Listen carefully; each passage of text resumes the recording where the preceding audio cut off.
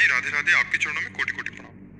महाराज जी, हम अपने जन्म का सही उद्देश्य कैसे जान सकते हैं? भगवान ने इस साधु समागम के द्वारा प्रथम भगति संतन कर संगा, हमारे जीवन का उद्देश्य क्या है ये सत्संग से पता चलता है। जब हम साधु समागम करते हैं तो पता चलता है साधन धाम मोक्ष कर द्वारा। ये मनुष्य शरीर साधना का धाम है और मोक्ष प्राप्ति के लिए है, भगवत प्राप्ति के लिए। इसका उद्देश्य केवल इतना नहीं है, हमारा उद्देश्य ये सब कर्तव्य करते हुए भगवान का स्मरण करते हुए भगवत प्राप्त हो जाए, हमारा दोबारा जन्म न हो। अगर जन्म हो तो उत्तम मनुष्य योनि मिले और भगवत भक्ति संपन्न रहे और भगवान की जय जयकार करते हुए जन्म व्यतीत करें तो सार्थक है। तो हमारे मनुष्य जन्म का उद्देश्य भगवत भजन, भगवत प्राप्ति। अगर ये नहीं हुआ तो ये सब करते हुए भी हमारी दुर्गति नहीं रुकेगी, दुर्गति रुकेगी भजन से। जिन हरि भगत हृदय नहीं आनी, जीवित सौ समान प्रेप्यानी। जिसके हृदय में भगवान की भक्ति नहीं, वो जीते जी मुर्दे के समान है। महाराज जी, ये जब बहुत लेट पता चलता है तो बहुत अफसोस होता है। कोई बात नहीं, आखिरी श्वास भी काम कर जाएगी। अब जितनी श्वासें हमारी बची हैं, अगर हम इतनी श्वासों में राधा राधा रटते हैं, मानो हमारे पास 2 श्वासें हैं, हमने कहा राधा राधा और मर गए तो राधा की प्राप्ति हो जाएगी। अंतमति सुगति। अगर अंत में अपने पुत्र के बहाने नारायण पुकारा जा मिलने तो नारायण भगवान मिल गए ना। तो हमारी जितनी श्वासें हैं, खड़वांग जी को पता चला कि 2 घड़ी, अब 48 मिनट हमारे पास टाइम है, तो 48 मिनट उनका बहुत है। 48 मिनट और आंख मूंदा चित्त वृत्ति भगवान में लगा दी, 48 मिनट में भगवत प्राप्त हो गए। तो हमको ये डरना नहीं है, जितने भी सेकंड हमारे पास है भगवत प्राप्ति के लिए पर्याप्त है। बस उसमें नाम शुरू कर दे, राम राम हरि हरि कृष्ण कृष्ण राधा राधा। जो नाम प्रिय हो वो नाम निरंतर जपते रहे, तो जिस श्वास में नाम लेकर प्राण छूट गए हमें भगवान की प्राप्ति हो जाए। आज की प्रश्नोत्तरी कथा में किसी ने गुरुजी से पूछा कि भगवान ने हमें जन्म दिया है, इस दुनिया में भेजा है, तो हमारे जन्म के पीछे का क्या उद्देश्य है, ये किसी ने गुरुजी से पूछा।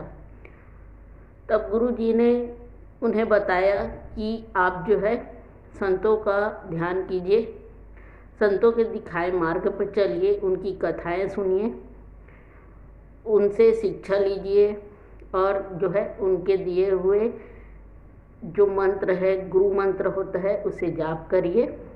जब आप उनके दिखाए हुए सद्मार्ग पे चलेंगे तब आपको ये समझ में आ जाएगा कि आपके जीवन का उद्देश्य क्या है, आपके जन्म के पीछे आपका उद्देश्य क्या है, ये आपको पता चल जाएगा। लेकिन गुरुजी ने यहाँ पर ये नहीं कहा कि आप संतों का जो है शरण लेने के पीछे, गुरुजी ने ये नहीं कहा कि आप सन्यासी हो जाइए या वैराग्य ले लीजिए।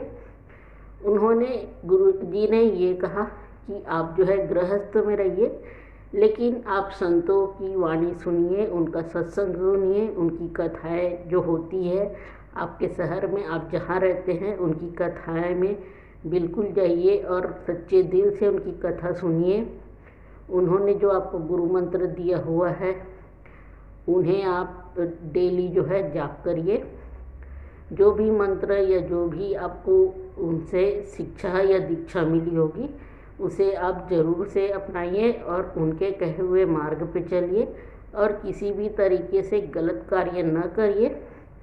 उनके दिखाए हुए सद्मार्ग मतलब सच्चे मार्ग पे चलिए। आप अगर ऐसा कार्य करते हैं तो बिल्कुल ही आपको एक न एक दिन ये समझ में आ जाएगा कि भगवान ने आपको इस दुनिया में क्यों भेजा है, आपका जन्म किस उद्देश्य के लिए हुआ है। ये गुरुजी ने बहुत ही प्यार से सभी को समझाया कि आप सद्मार्ग पे चलेंगे, मतलब संतों की मार्ग पे चलेंगे तो ज़रूर से आपको जो है आपके जन्म का उद्देश्य पता चल जाएगा।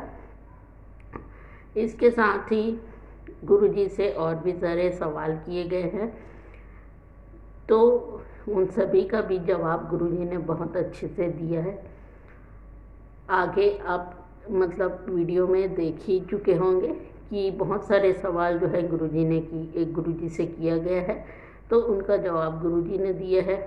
और वह महिला शायद थोड़ी कंफ्यूज थी इसलिए वो एक ही सवाल को बार बार घुमा के पूछ रही थी। लेकिन गुरुजी ने उसका सिर्फ एक ही उत्तर दिया, क्योंकि वो महिला जो थी वो एक ही चीज़ पूछ रही थी कि हम कैसे किसी की भलाई करते हैं तो हमारे साथ बुरा क्यों होता है। तो गुरुजी ने उन्हें बताया कि हमारे पिछले जन्म का कर्म जो होता है, बुरे कर्म, उसका फल हमें मिलता रहता है, जिसके कारण हमारे साथ बुरा होता है।